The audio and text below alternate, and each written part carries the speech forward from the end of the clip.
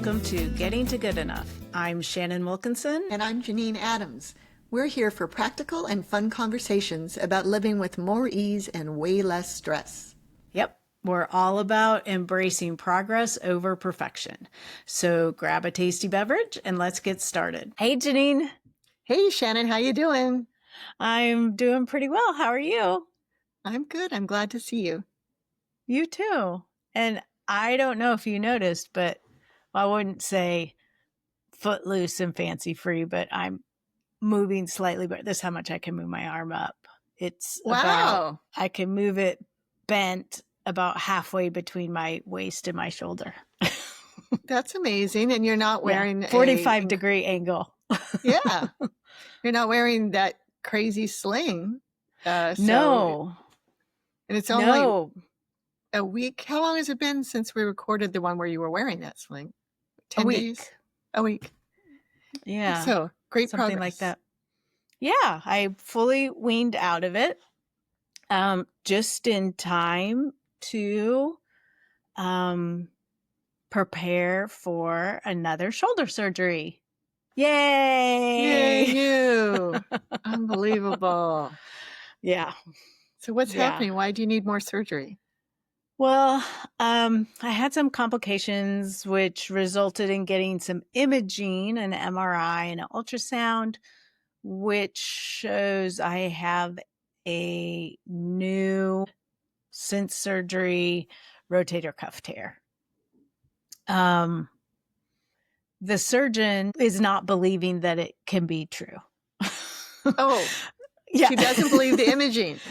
She doesn't believe the imaging. She thinks that, there's something from, because there was a repair right next to this one. And she thinks maybe it's fluid, maybe it's some tissue, whatever, because everything looked good. And I've actually seen photographic evidence inside my shoulder to prove it, that everything was good when she closed up. And, I'm very compliant, wear my sling, wore that crazy brace for 5 weeks. And so it seems highly unlikely, without some sort of traumatic incident, a fall or something, or, like sleeping without the brace or something like that, that I would have a new tear. So she's going to head in there for a diagnostic arthroscopic procedure and see what's going on and take care of some issues that I'm having. Because I have hypermobility, but somehow managed to also get frozen shoulder. It's not fair. Yeah. So she's going to take care of that stuff, make sure there's no other issues, and hopefully close it back up. And I'm in just a regular sling for a day or two, and I get back to my PT schedule and everything's good. So just a little blip, hopefully. Just a little blip. That's best case scenario. That's what we're hoping for. The sort of best possible worst case scenario, because there's always like really horrible things that could happen, but like sort of the most likely worst case scenario is that it is in fact a new tear that needs to be repaired, or perhaps one of the repairs failed or something and she needs to do some more intense work and either fix a repair or do another repair or something. If that's the case, then that basically resets the clock to square one. And I'm back fully immobilized for 5 weeks and then starting PT and doing all of that stuff. But the plan is for no matter what she finds, it'll get fixed while you're under. Yes, I won't. I mean, I suppose there's some scenario where I would need another surgery, but odds are No, she will take care of the I have to sign a consent form before, and it says, diagnostic, arthroscopic, whatever, and any other indicated procedures. You gave her a carte blanche. Yes. You have a blank check. Do whatever needs to be done. Just get me fixed. Oh my gosh, Shannon. So that's just such a drag. I mean, it's such a drag that you have to have a second surgery on the shoulder, and that you don't know until it's over what your future, the rest of your year looks like, essentially. Right. Yeah. Yeah. I mean, I could be in the gunslinger almost until the holidays, or I could be like well on my, rehab path and have, increasing motion and like moving on to re-strengthening. So I don't know. I don't love that, not knowing. Yeah, I hate not knowing generally, in general. But if I were in your seat, I'd be, I don't know. I can't even just think about how I'd feel. I'd either be going crazy or depressed. I'm not sure. Yeah, I've experienced the full range of emotions since finding this out. And I don't know, it just feels like double irony, or like what is it you can't, double indemnity? No, double you jeopardy? Can't double jeopardy, like you can't be tried for the same crime twice or something. Yeah, that's like, double jeopardy, right. It seems so unfair. Yeah, absolutely. Absolutely. Yeah. So how are you dealing with it? While I am holding out hope and I totally trust my surgeon, I have a feeling that there is going to need to be a repair. And I'm not normally a like plan for the worst, like assume the worst is going to happen kind of person. I think of myself as more of a optimist with like a little bit of a worry habit. But I'm just sort of expecting that that's what's going to have to happen. So you're not making any major plans for fun, for example, for the rest of the year? You're not planning any skiing trips? Well, yeah. Well, I'm not going skiing ever again anyway. Right.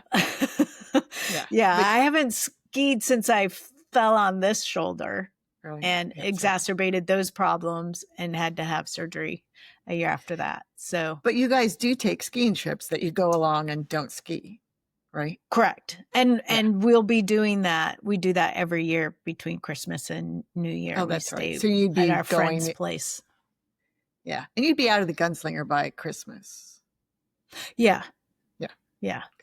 But, we just had a friend who last year started a tradition of Friendsgiving the weekend before Thanksgiving.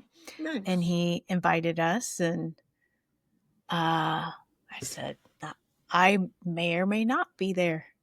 I hope that y'all have fun, and I hope I can join you, but I may be on the couch, heavily medicated. I don't know. Right. Yeah. It's kind of like when you get called for jury duty. You don't expect to be selected for a jury, but you can't make plans in case you are selected for a jury. Yeah. Right. So you just hedge those bets, I guess. Yep. Yeah. Yeah. So it's hard, and it was rough, the, sort of coming around to the idea of having to go through this, because I was at the point of my recovery process of I can't take one more freaking second of this, and I have to get out of this brace, and I have to get my life back, and I can't lay on the couch anymore. And as much as I love everyone on the Great British Baking Show, I've watched all of the seasons twice that are available on Netflix. I did the math the other day, and watching the Great British Baking Show has been my part-time job for the last 6 weeks. Oh, that's funny. Yeah. I remember in an earlier episode, we talked about what you might watch. I believe we talked about that. And I think you said something like maybe Station 19, or I don't know, one of those shows, which we love, you and I. But yeah, I think Great British Baking Show is a nice, gentle selection. It's so nice. And they're all my friends now. I have all these friends that I hang out with, and I can go back and visit them whenever I want. Whenever you want. Yeah. It does sound like the silver lining of the whole experience. Yeah. Is the excuse to just binge. That part sounds really good to me, but I wouldn't want to pay the price of surgery. It's a definitely a consolation prize. Right. Right. But yeah, so I've sort of gone through all of the feelings, and ultimately, as much as I didn't want to do it, at first she's like, let's just rehab your shoulder, see how it goes. And then I started having more pain and more issues. And she's like, well, we can rehab your shoulder and see how it goes. Or I can go in now and we can do these other things, which will be helpful. And if there is a tear, we can repair it. I thought about it, and it was like, what if I don't do it now? And I have to go through all of this again in a year. Right. And for that year, lived with the uncertainty of whether or not you're going to have to go through it again. Exactly. And that amount of uncertainty felt pretty intolerable. Like, as much as I don't want to have another surgery next week, living with the possibility of having to in a year and really start from scratch, like having rehabbed these repairs and then having to go back, have surgery, and go through a whole another 6 to 12 month rehab thing, like that. No, thank you. Yeah. Get it behind you while you're still in this mode of life where everything's on hold, or your opportunities to do things are limited in any case. Yeah. That's a tough decision, I bet. Yeah. It's hard to sign up for something like this. But really, like, when it was all sort of laid out, I felt like the choice was pretty apparent. Like what the best choice for me was. Yeah. And yeah, so I feel good about it, and I'm sort of riding that wave of, I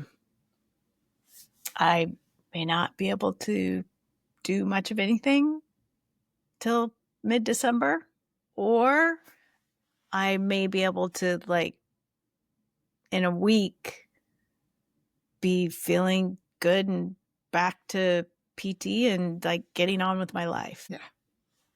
And then knowing there's nothing you can do, but beyond that, until you wake up and know, like that, just that uncertainty. It's only, you're doing it next week, so you don't have too many more days of that particular uncertainty. Right. What are they going to find in there? And what's it mean for me? Yeah. Yeah. But so still, that will get resolved. And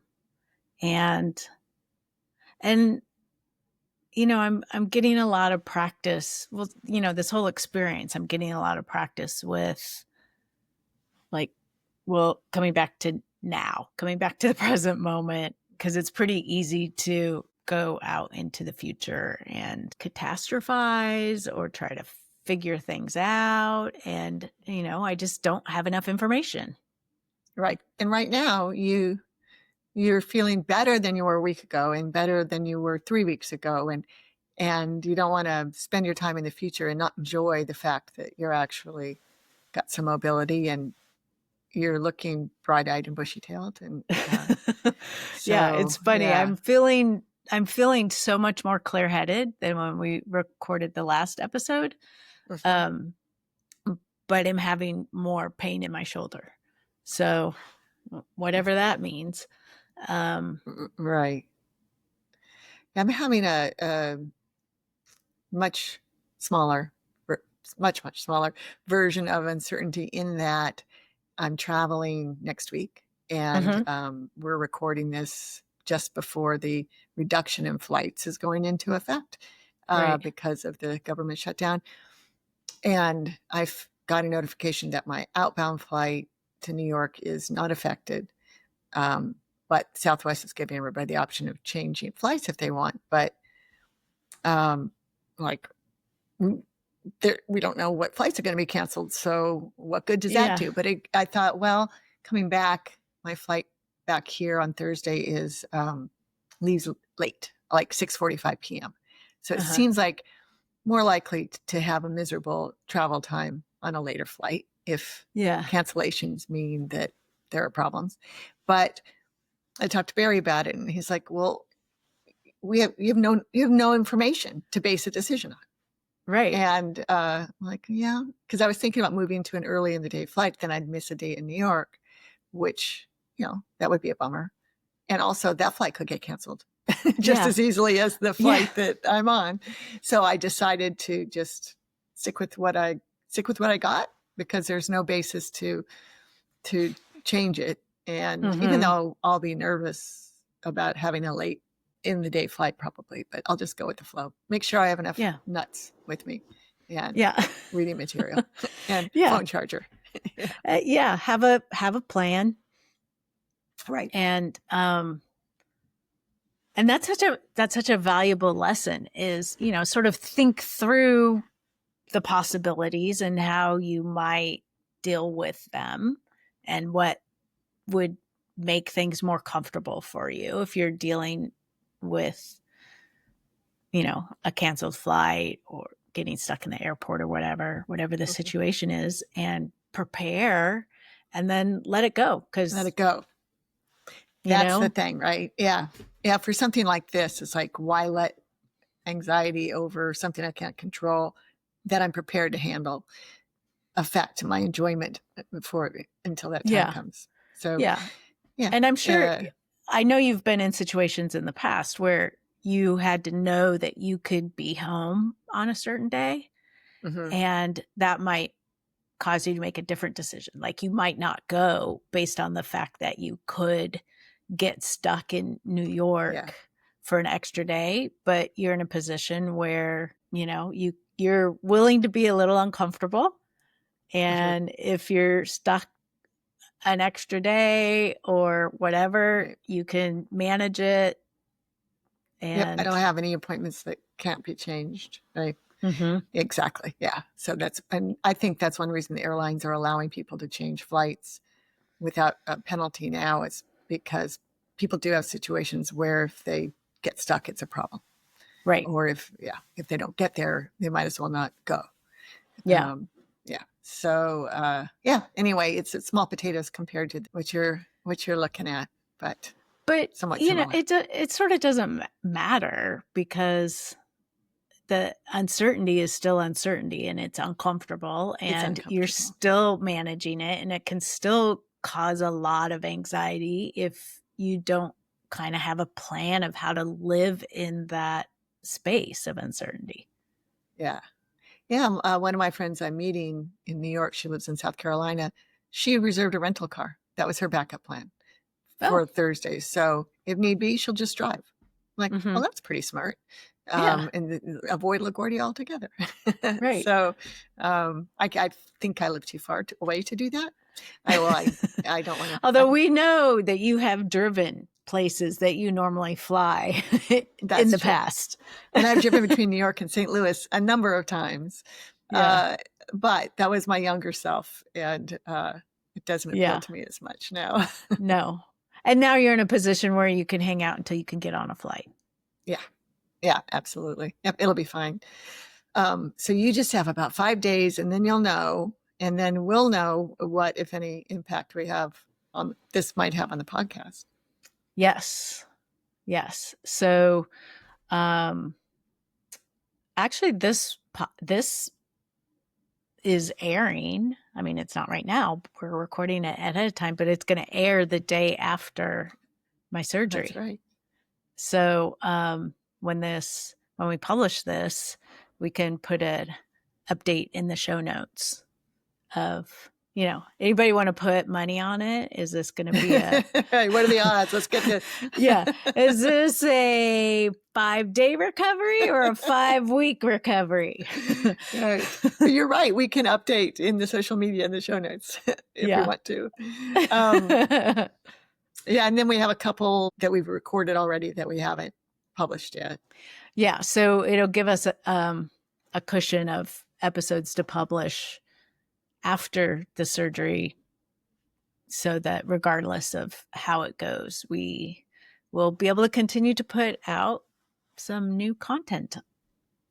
Yeah, and then we can always that was the double irony of this, was like, let's start the podcast. Oh, I have to have shoulder surgery. Wait, wasn't that a big part of why we stopped it before? Oh, yes. Okay, let's do it anyway. Oh, wait, I have to have another shoulder surgery. Yeah, it's crazy how your shoulders have affected this podcast. I know. Who knew? I was carrying the weight of this podcast on my shoulders. On your and frail it broke shoulders. them.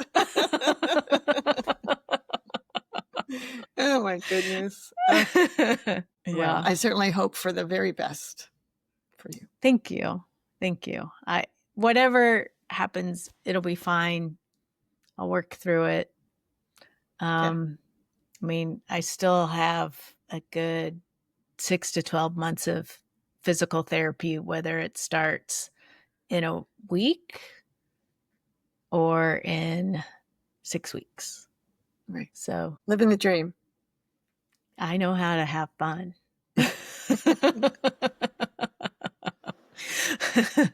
Well, we would love to hear from you, our listeners and watchers. How do you manage living in uncertainty? Is there anything out in your future that you are uncertain about that you wish you could feel better about? You can let us know on social media, on Facebook, Instagram, and YouTube, or at Getting to Good Enough. You can leave us a message, a voicemail at 413-424-GTGE, it's 4843. You can email us at gettingtogoodenough@gmail.com. You can also head over to gettingtogoodenough.com and sign up for our weekly show notes so that you can get notified in your inbox about every new episode. I know. And then you also have an email and you can just reply to us. It makes it so easy. We love that when people reply to our episodes. So, yep. Until next time, this is Shannon Wilkinson in Portland, Oregon. And Janine Adams in St. Louis, Missouri. And we hope that good enough is getting easier for you. Thanks for joining us on Getting to Good Enough. We hope you heard something that makes your life just a little bit easier. If you did, leave us a review or share this with someone who's looking for their own version of good enough. Thanks for listening. See you soon.